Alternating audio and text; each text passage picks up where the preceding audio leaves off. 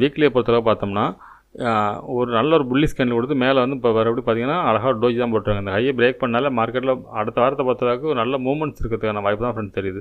மார்க்கெட்டை பொறுத்தவரை அப் சைடு இந்த ரேஞ்ச் வரைக்கும் போகிறதுக்கு வாய்ப்பு அதிகம். 53,000 கூட தொடர்றதுக்கான வாய்ப்பு அதிகமாக தான் தெரியுது ஃப்ரெண்ட்ஸ். இது வந்து வீக்லி படி டேயில் பார்ப்போம்.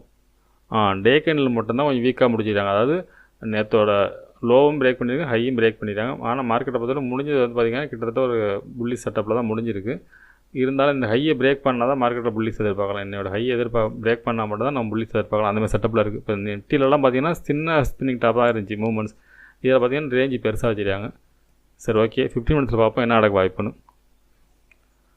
ஃப்ரெண்ட்ஸ் 15 மினிட்ஸில் வச்சுருக்கோம். இப்போ பார்த்தோம்னா ஃபஸ்ட்டு ரெசிஸ்டன்ஸ் பார்த்தோம்னா 49,669. அதுக்கடுத்து பார்த்திங்கன்னா 50,000. அதுக்கடுத்து 50,447. சப்போர்ட்னு எடுத்துகிட்டோம்னா 49,360 அப்படிங்கிறது ஃபஸ்ட்டு சப்போர்ட்டாக இருக்கும். அதுக்கடுத்து பார்த்திங்கன்னா டேவோட லோ 48,925.